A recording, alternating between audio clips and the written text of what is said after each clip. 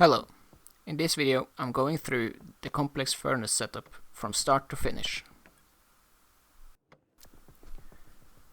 The first part is to set up the oxygen heating.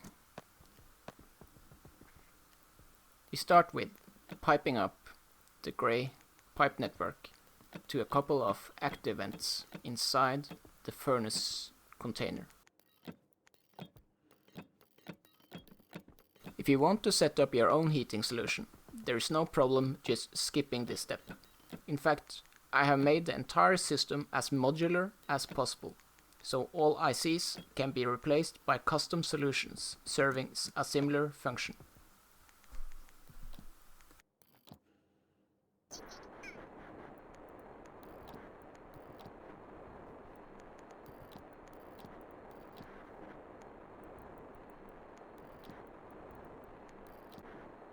If you're using regular cables like I do, I would strongly advise to limit other devices on the network. It doesn't use a lot of power while idle, but because of how volume pumps draw power, it may spike very close to the 5 kW limit.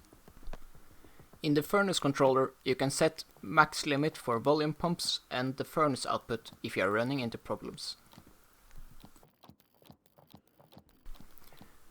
In most cases, you can use pipe analyzer or a tank data port interchangeably. The initial lettering on the IC screws tells you what type of device it can accept. PA means pipe analyzer and T means tank. So if it says PAT, you can use either.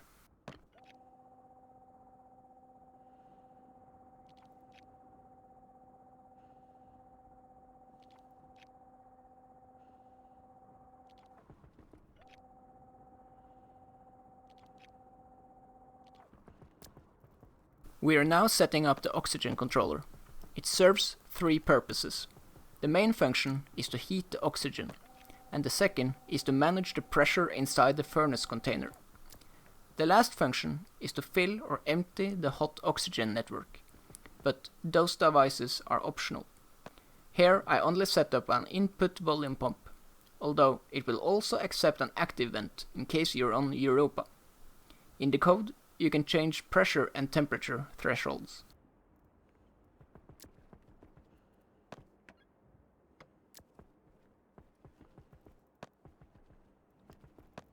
We now want to close up the furnace container to let the oxygen heat up. Don't worry about getting Martian atmosphere in there. The other ICs will correct for that. We manually stick some ice in the furnace and ignite before closing it up and turning it on. The active vents will not open as long as the furnace is off. The number on the oxygen controller is the degrees above or below needed for self-ignition. Although I have forgotten to turn on my hydrogen pipe analyzer, so for now it tells me it's 500 degrees too low. The next step is to set up the ignition pipe. This should be a 2-segment pipe with a volume pump output and input for hydrogen and heated oxygen. Because this is doing controlled explosions in a small pipe segment, the ignition controller contains numerous safety features and will work with whatever you give it. There is no pressure requirements on either pipe, and it will refuse to operate if it detects that it won't ignite. It also calculates exact mole amount, so it should never blow up.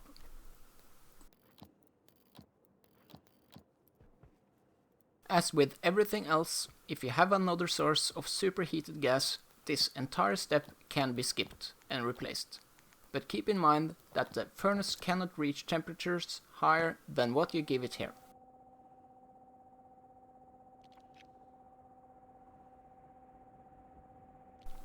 The output pump setting is not controlled by the ignition controller, so make sure at least that is set to 0. But scarred from experience, I turn all my volume pumps to 0 to avoid unexpected disassemblies. The oxygen has been heated, and with the pipe analyzer now on, it tells me it's 150 degrees above self-ignition point.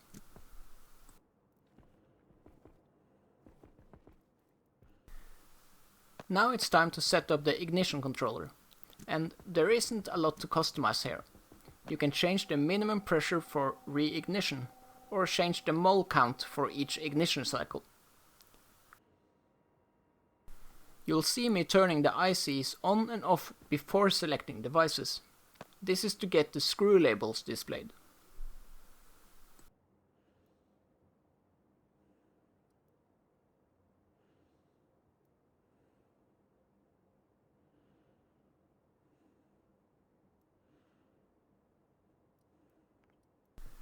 The ignition pipe is now working, and the next step is to set up the 3 buffer tanks.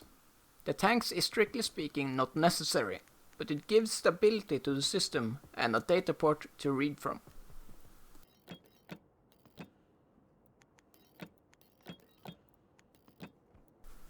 I am only laying the pipes up to the window. We'll finish them inside later.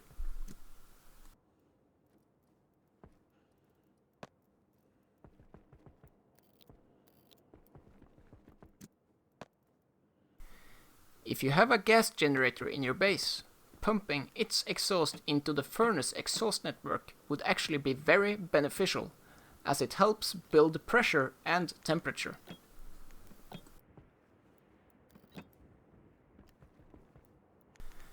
There is nothing in this setup to avoid overpressure of the exhaust pipe network. You'll have to set that up for yourself, but you can run this for many hours before it becomes a problem. And the setup actually gets faster with higher pressure.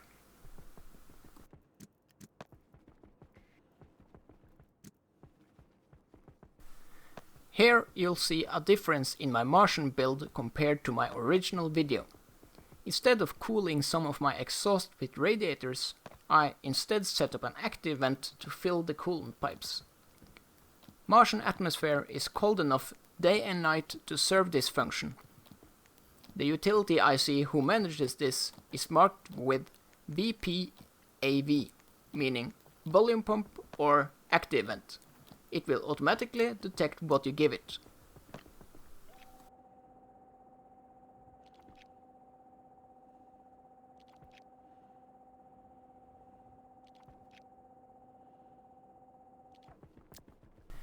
We are now setting up the utility IC. This has a few odd jobs. It will manage the pressure in the yellow and blue pipe networks, as well as feeding our furnace controller with temperature information. Although, all of these are optional, depending on your setup and needs.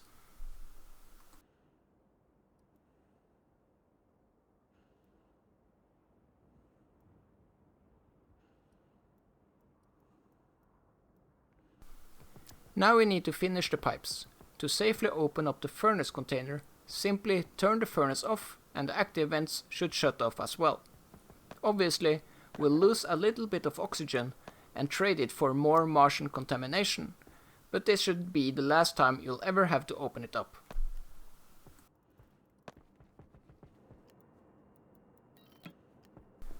It is important that the pipe segment connecting the 3 input pumps and the furnace is only one segment. This is because a single pipe segment is exactly 100 liters, ensuring that the furnace will completely empty it each game tick.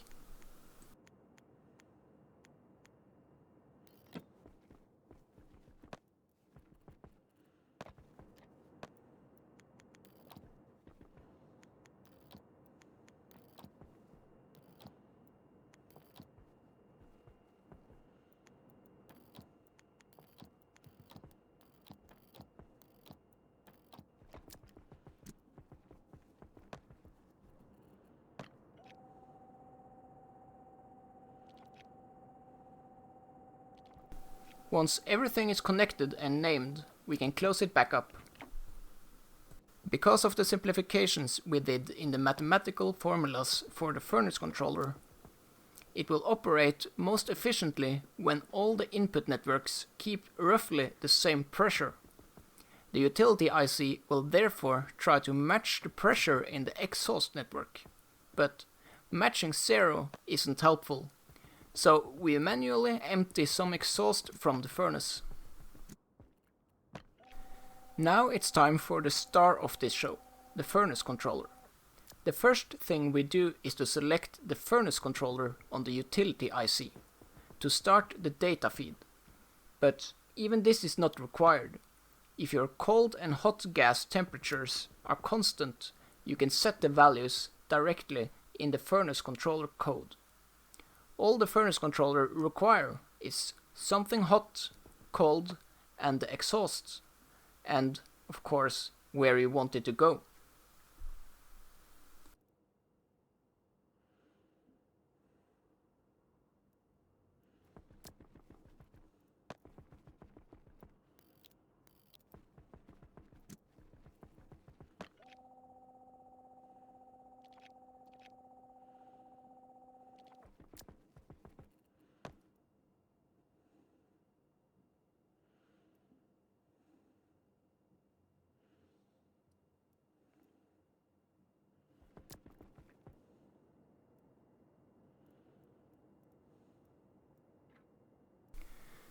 Here I ran into what seemed like a bug. The furnace output is set to none, not a number. But after a few seconds I realized the problem. I had forgotten to set the temperature and pressure set point, and it's trying to reach 0, 0. Because of all the math going on the system, it doesn't like zeros. So, as a general rule, try to avoid empty tanks or furnace. Now that it's running, it's time to set up the last IC, the ingot library. As always, this can also be replaced by your own solution, or skipped altogether if you want to manually change the target values. The library keeps track of the thresholds for each alloy and guides the furnace controller within the accepted levels. It also serves the purpose of auto-ejecting ingots and alloys that match the selected type when they are ready.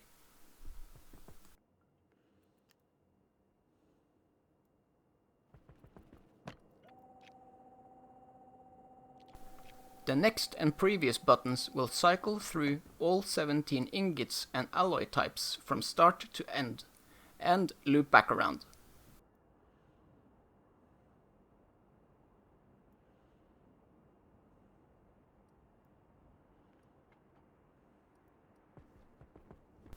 Here I am setting up something I didn't showcase in the original video, a logic memory for outside orders. By setting the value of this memory to any ingot or alloy hash, it will force the library to jump to that type and set the pressure and temperature accordingly. The library will clear the memory once an ingot of that type has been ejected.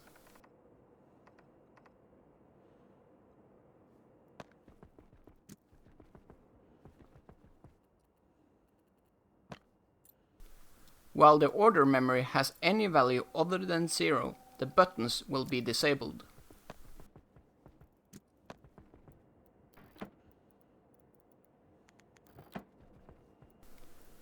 Everything that remains now is a few chutes and giving it some ores to process.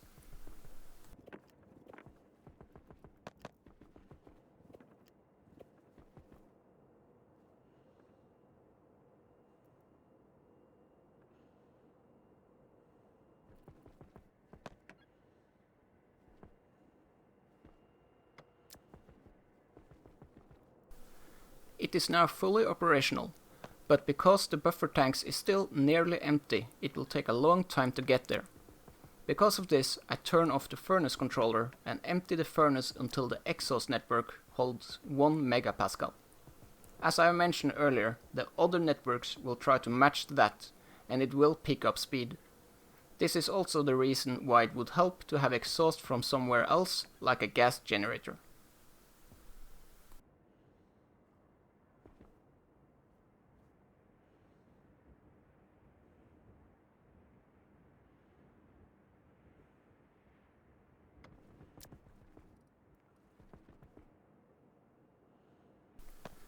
Now we're just waiting for the furnace to reach target temperature and pressure. And even with very low pressure in the buffer tanks, it shouldn't take long.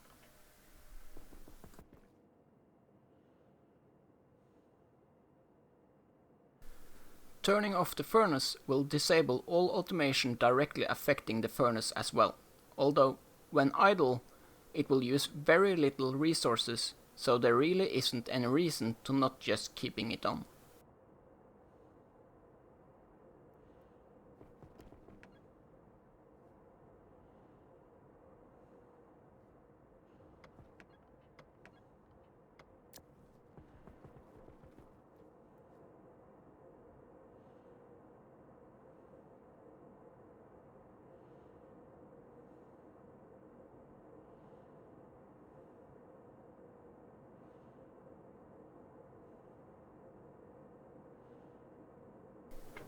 There we get our first alloy, and what's nice about this is that the more you use it, the faster it gets.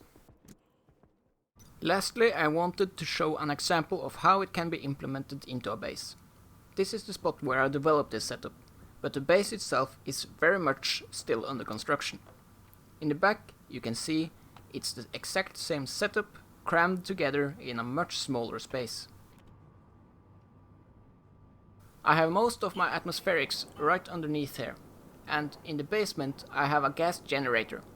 I'm not only reusing the exhaust, but my oxygen supply is also the waste heat from the generator, thus it is already significantly preheated. The next floor up I have set up a modular item storage system that will deliver anything available on order.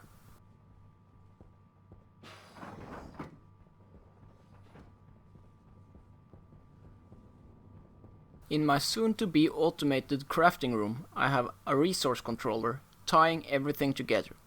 Here I can order any type of ingot or alloy using its hash value, and it will both set the furnace to the correct setting by using the library order function, as well as order the necessary resources from storage.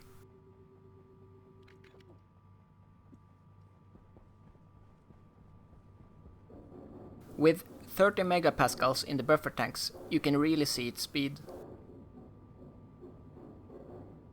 The 4 graph displays above the computer shows the different pump settings. As you can see, it's only doing short bursts, and it's actually the exhaust pump that's the limiting factor. This is why the system is stupidly over-engineered, because no matter how fast we make the furnace controller, we'll still have to wait for the ore to process.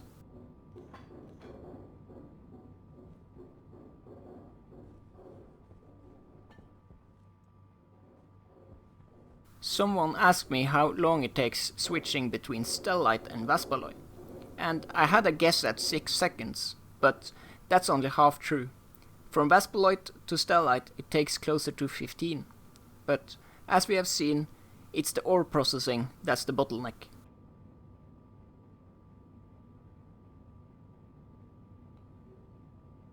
That's the video, and if you want more information, you can find more details on the Steam guide.